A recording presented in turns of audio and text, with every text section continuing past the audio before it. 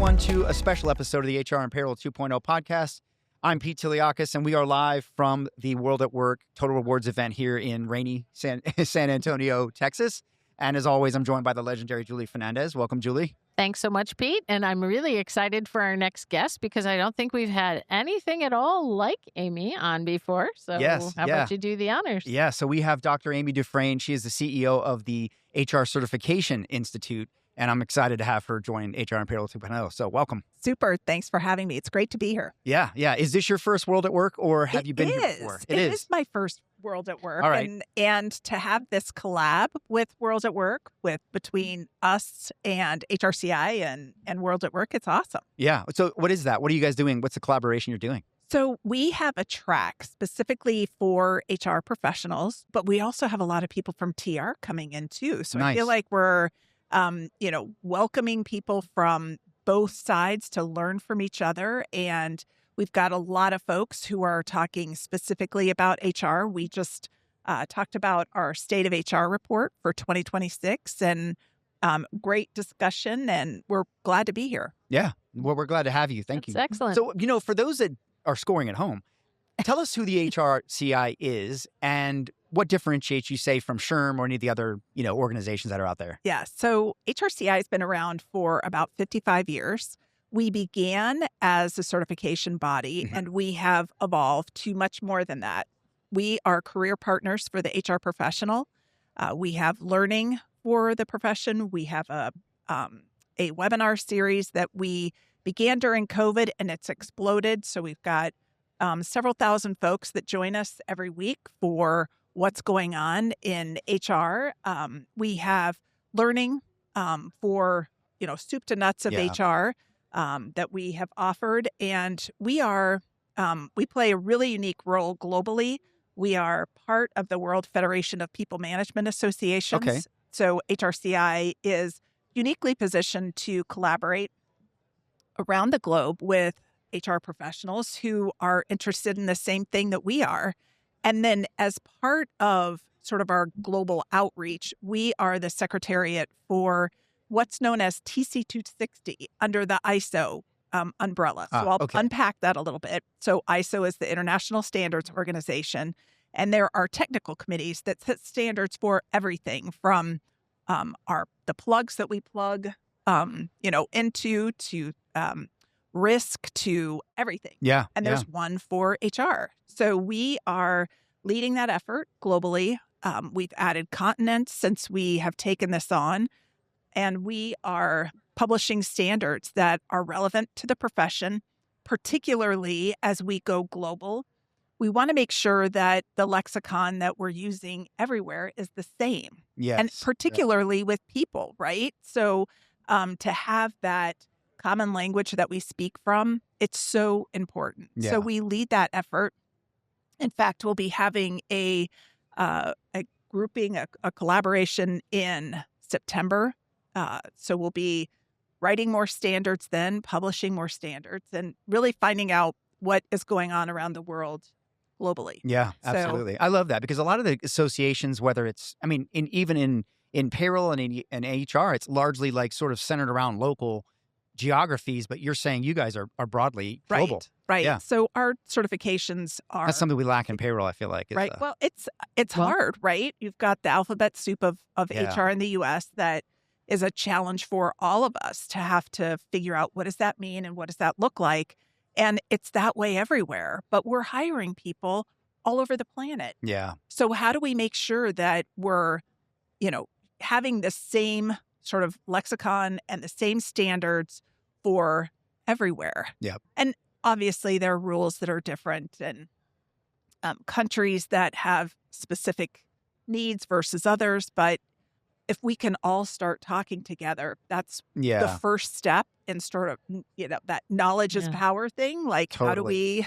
how do we do this? Yeah. And there's no better the community, I say, than HR and payroll. Everybody rallies around each other, and they're starving for that community. I hear that. I think the vendors that are, I do a lot in the vendor side. And when I see the vendors that are really winning with their customers, generally there's a really strong community that they've curated. and they're leaned into, and the customers have leaned into as well, because they're starving for that knowledge and transfer and sharing. So Amy, I want to ask a dumb question, go back just a minute to the taxonomy, right? And the work that you're doing there. Is payroll a part of HR and the HR taxonomy? Is benefit? Is there anything that surprisingly is included or excluded in that? We include everything, but we're very general in our approach. So we encourage people, go deeper in a place like World at Work, go deeper into compensation. If you're really interested in sort of, that's a focus of yours for that particular year, go deep. Try to, learn everything you can from there. The same with payroll. 100 years ago, I used to, do payroll, and it's very complex. And as we have people who are working even in the United States in different states, that's a major, you all know it's a major headache to make sure that you're trying to maintain compliance in all the different facets of state law. So it would be included. Everything's in there. It's just a matter of how deep do you go if you really care to be specialized, right? That's right. Yeah. Amy, how did you get into this wacky world of HR? I know. Why are you still here? I've loved this. I have been so passionate about this. So I did an internship, a million years ago after I graduated from college or in college. And one facet was HR, and fell in love with it. Wonderful. And that was how they said, we have an opening. Yeah. Do you want to come and work here? And of course, so I said, yes. At that time, jobs were, hard to come by. And I said, sign me up. I'm game. Nice. And there was 7 of us in HR, and we shared one computer, one of which we did payroll on, right? So, and we had a really super complex compensation structure. So I had to explain to people, what is a draw versus commission? What does this mean? How come you're not getting any of your commission? What does that look like? I started, rolled up my sleeves at the bottom. Right. And I've been in the trenches. I know how hard it is, but I know how rewarding it is. Yes, and it's such an awesome profession. And what keeps you? It's changed so much, right? Yeah. What keeps you with us? Oh, there's always something It's never different. the same day. Never. Yeah. And that's what's so enjoyable about it. So you can't, you just have the opportunity to learn so much. I feel like, okay, I've achieved it. Nope. No, not nope. today. So did you start more in payroll or in comp, or? No, it was just a very generalist, but payroll was in it. Compensation was in it. We did everything. It was soup to nuts. I mean, what are your thoughts on where payroll belongs, just in terms of this? I'm not where it reports, because I think we've debated that ad nauseum, depending upon the company. Sure. But what are your thoughts around payroll being at the table, so to speak? Right, the rhetorical table that we're all trying to get to. But I believe that there needs to be a deeper integration, and I don't just mean technically. I mean just strategically, of payroll HR with the business, to helping them facilitate, strategic outcomes. But what are your thoughts on that? Where do you feel about it? Well, I think that payroll is where you really start putting numbers behind the people. Yeah. And you really can determine from what those numbers say, where are you as a business? So if you've got, it drives from a commission perspective, how are your sales? Yeah. What does that look like? What if you're launching a new initiative and you're not incentivizing that? Yeah. Are you thinking about the right things as a business? So I think there should be a deep integration between the payroll component of the business and that ROI. Yeah. The compliance element too, right? I mean, the business doesn't know what it doesn't know. That's right. And, tripping along that path, you want the business to sprint, not creep, and be, let payroll be the eyes watching out for things, I think. And I don't know if C-suites connect the dots on payroll for that. I think they look at it as purely this process, but they don't look at it and say, well, wow, it's an huge part of our employee experience, but also it's a big part of us being able to actually execute on strategy confidently. Yeah. And look, realistically, HR has had that same conversation themselves. Like, how do we get a seat at the table? So that's right. It's a common problem, whether they're one and the same or each trying to get to the table. Yeah, that's right. I've been have been studying the credential world. I happen to have worked with a ed tech firm who is modernizing the experience for learners, both both learning, but also taking their credential tests and, the validity of that and the trust in that being, not, what would I call it? At risk of, nefariousness, right? And making sure that the credential is respected.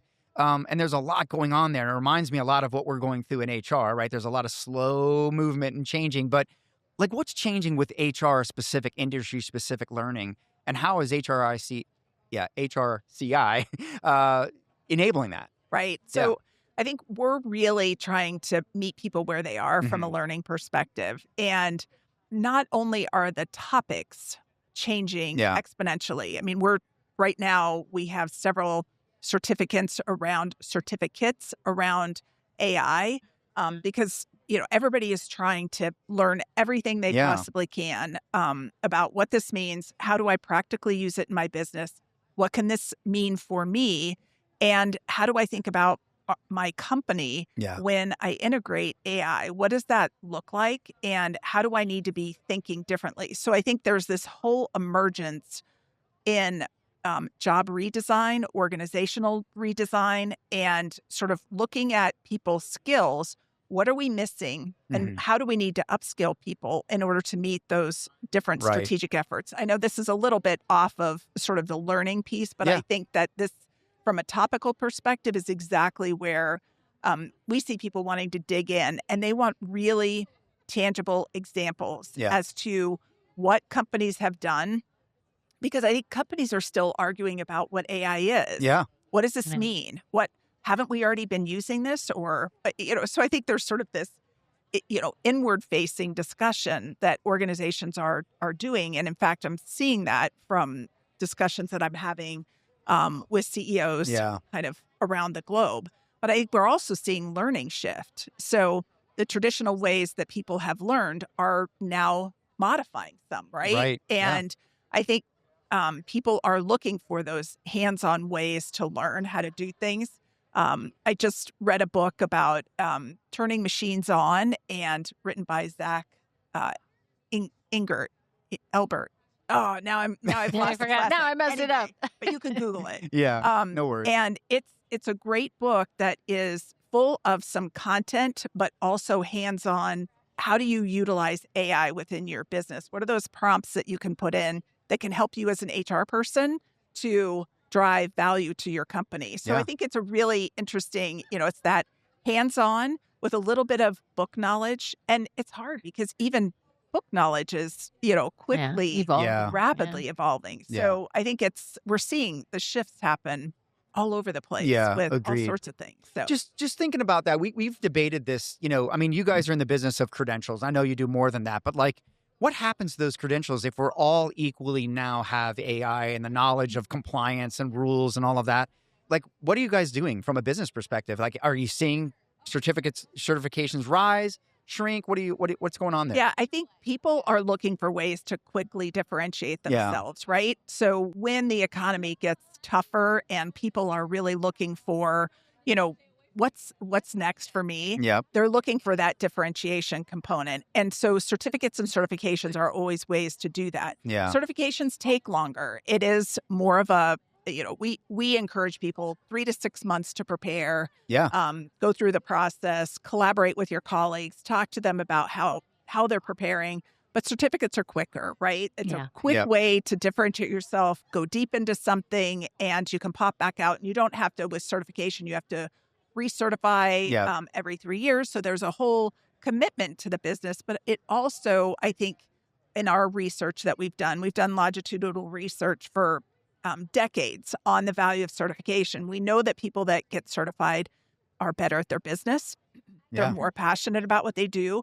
Their supervisors are saying they know their stuff, and they're happier in their jobs because they're confident in what they're doing. Right. So it's not just HR certification. This can apply to any number of World at Work certifications, payroll certifications. So it gives you that confidence. And then you've got a continuous, invest in the continuous learning, which is important because people that continue to invest in themselves will see that ROI personally. Right. So I think it's a good marker of that.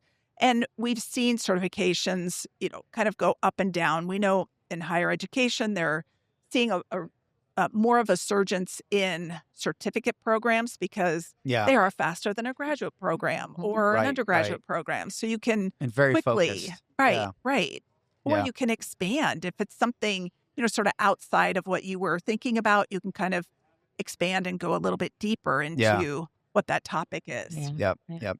I would think just with all of the scrutiny now that is being applied to a college education in general, that you would find a lot of rising popularity in certificate programs because it has gotten so expensive. It's under fire right now Yep. for bringing the value. Well, they're a much more, I would say, immediate path to skills Mhm. than maybe your degree would be, right? I mean, not that you And don't more get skills telling, there. right? Yeah. 2 years of general ed as part of a bigger degree. It doesn't tell you, an employer, anything about what I've learned and where I've got some experience or something under my belt. Right. True. We just hosted a session and we were talking about this. So we talked about sort of that critical thinking component that we're not seeing in sort of the incoming, kind of rising to the employer forefront student. So how do we help that student with that critical thinking? What does that look like?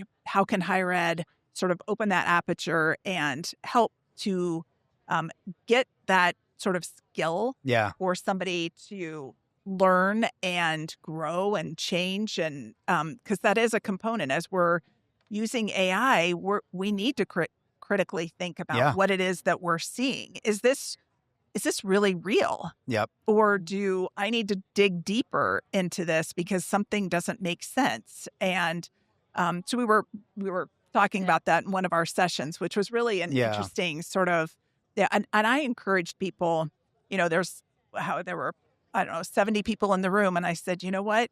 Everyone here, if you went to your alma mater and you volunteered in their school of business, they all have advisory boards.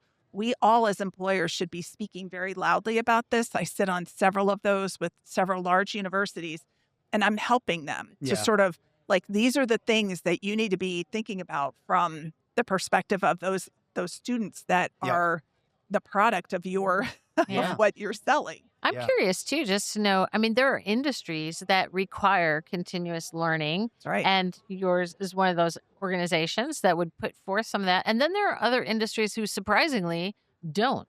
And I laugh because my stepson, was not a fan of school, let's just say, and academics. And at graduation, he was like, I will never have to take another test or do another thing. And he is a police officer. And he's probably always being.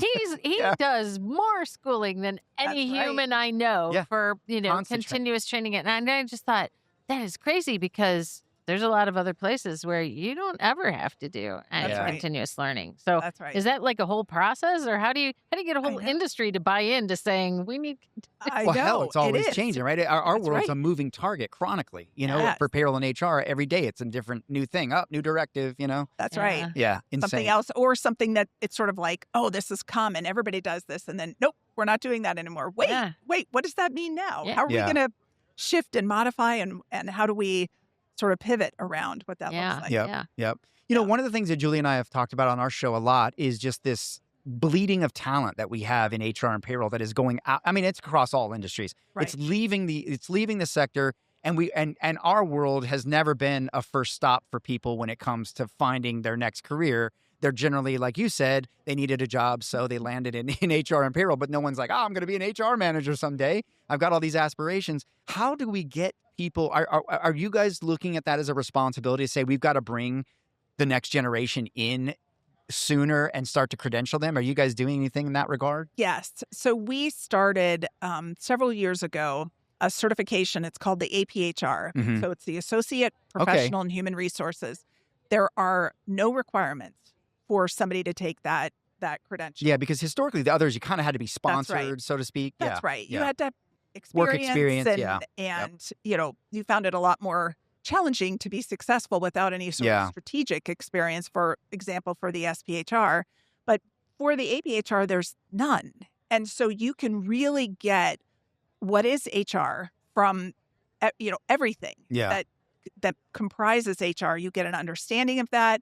You can see the facets of that. And we're really, we're partnering with colleges and universities because we have this certification. And I'm saying your students can leave with not only a degree, but a certification that's recognized by employers. Yeah. Which is amazing. Employable skill, I should right. say. And so their colleges and universities are thrilled with this because they know that students need more than just a degree. Yeah. They've got to have that internship. They've got to have that network in order to really show to the universe that they know what HR looks like. You don't have to have every answer. That's not what this is, but it is opening your eyes to what are the important components from an HR perspective that you need to really be paying attention to. And then it gives them like a beginning of a career path. Is payroll my thing? Is that my zone of genius? Or do I really enjoy, the benefits component?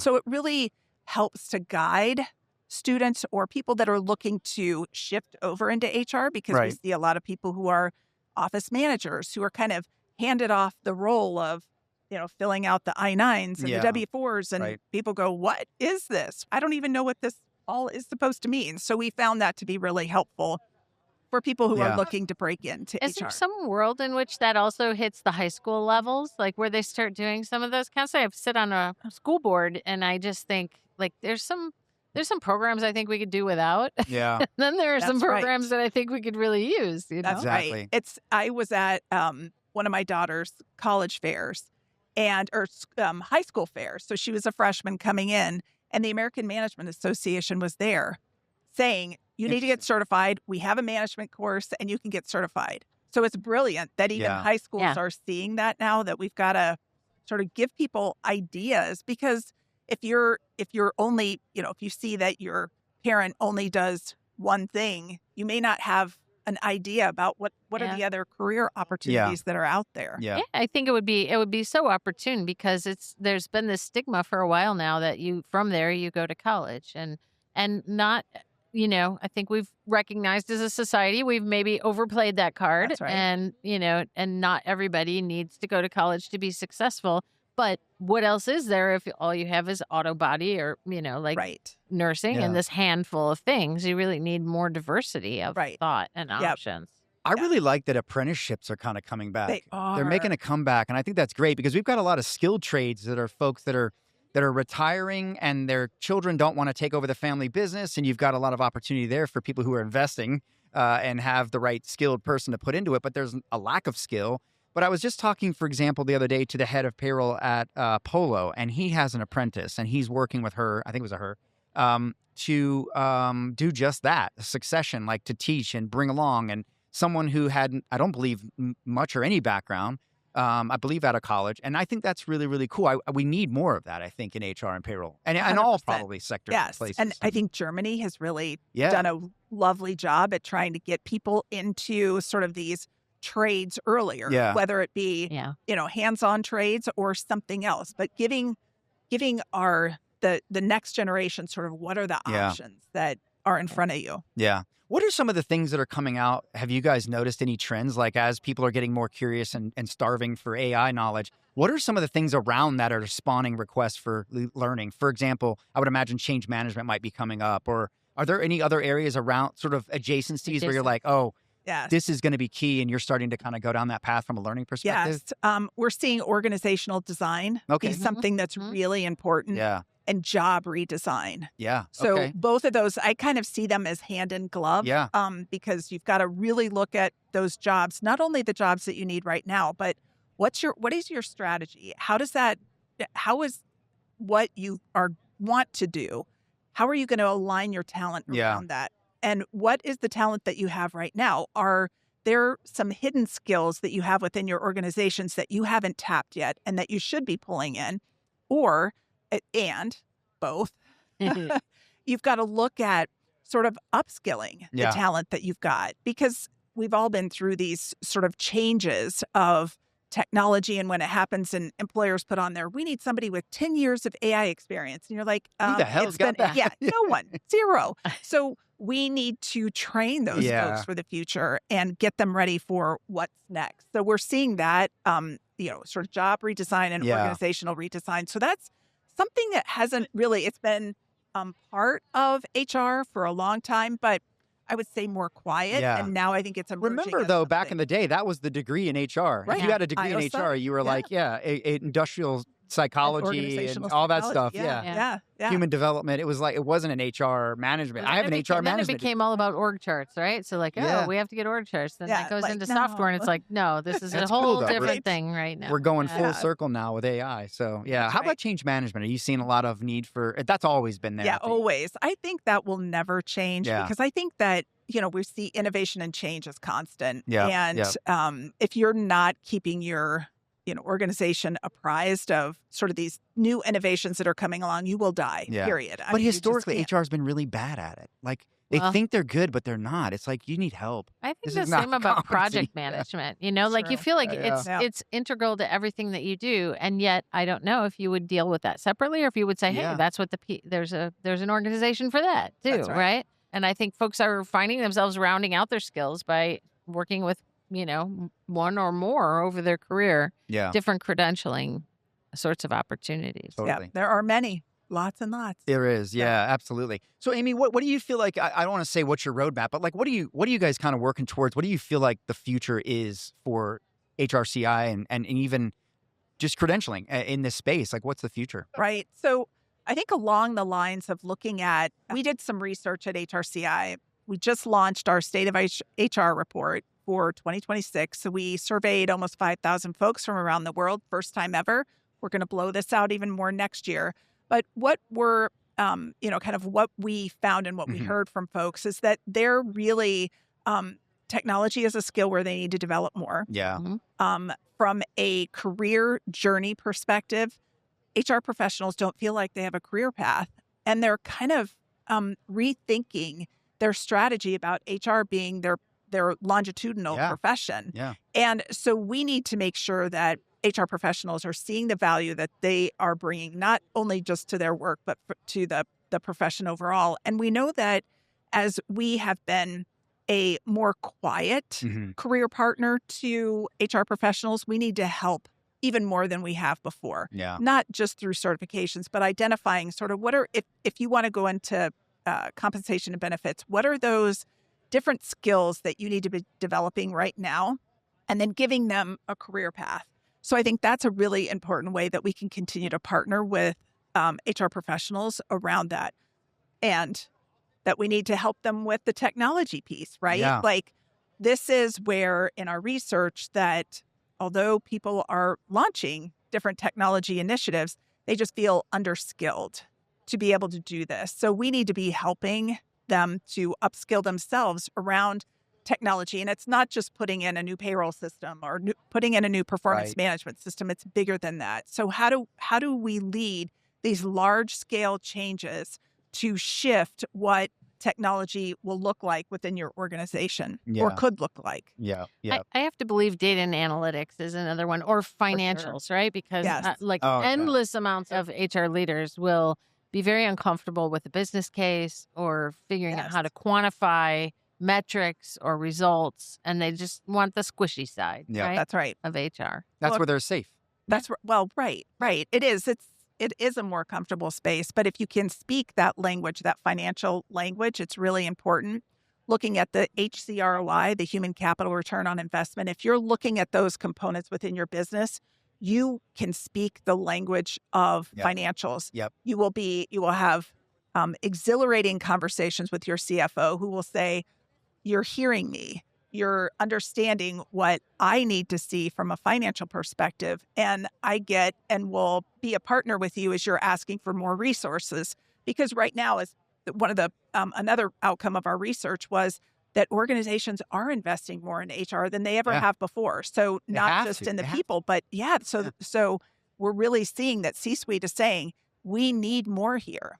We need more out of HR, which, HR is tapped and stretched and stressed and workload, but even more so, we've got to lean in. Yeah. With and with that investment comes accountability, right? That's exactly so if they're not being asked for it right from the start, pull up your britches because it's coming. That's Yeah, right. yeah. That's right. I mean, look, HR leaders are business leaders, and they need to know that, and they need to carry themselves that way, and they just happen to sit in HR, right? And I think if you think like a business leader, especially in this age, with what we have available to us now and the knowledge we have, you're a business leader. Act accordingly, carry yourself that way, and watch what happens. I think it's a different attitudes and lens on your organization comes out. That's right. In that way. So yeah. So look, Amy, this has been really fantastic. Anything else to close this out before we wrap up? If anybody would like to know more about HRCI, they can visit our website at hrci.org. You can follow me at Amy Dufrane. I'm on LinkedIn, and we've got several podcasts that we'd love to have people join where they're free.